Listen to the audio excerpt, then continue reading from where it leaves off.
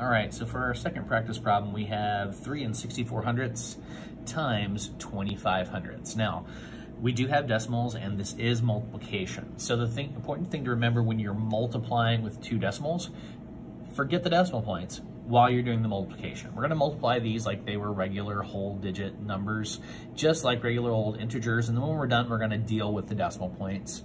And we'll talk about that, how to do that in a second. So we're gonna use our standard algorithm, which means we're gonna start with our ones place over here, because we're pretending like these decimal points aren't there, so we're gonna think of this as 25.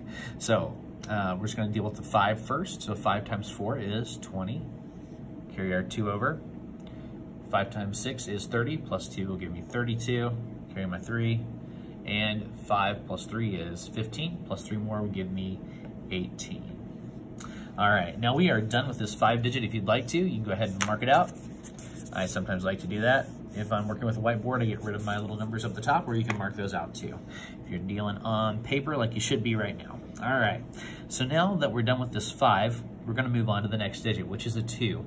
But remember, if we're dealing with these like they're whole numbers, this would not be a regular 2.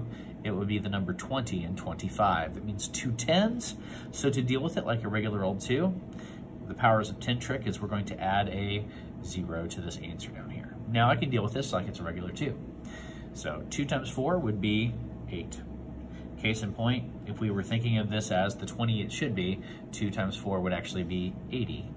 And 2 times 40, or sorry, 4 times 20 would be 80, and that's where our 0 comes into play. But since we're dealing with this like a regular digit, we don't have to worry about that so far. Just drop the 0. 2 times 4 is 8. 2 times 6 is 12. We'll drop our 2, carry our 1 over, and 2 times 3 is 6, of course, plus 1 more gives me 7. So, just like I would with a normal multiplication problem with multi-digits, I've got my tens group here, I've got my 5 group here, and now I'm just gonna add these up straight up and down. So 0 plus 0 is 0. 8 plus 2 is 10. We'll get another 0 and drop our 1 over here. That would be 10 again, but we have another 1 that makes 11. And then 1 plus 1 is 2, plus 7 gives us 9. So we have 9,100 or 9,100, which seems a little bit too big for 3 6400ths times a number less than 1. Our number should actually be smaller than this number. Actually, because this is pretty close to 4, and we're taking 25 hundredths or 1/4 of it, basically, my number should be a little bit under 1. So I know for me that my decimal point is going to go right here. And I can check that because I have 1, 2, 3, 4 digits behind or to the right of my decimal point in my question. And I have 1, 2, 3, 4 digits behind the decimal point in my answer. So there you go.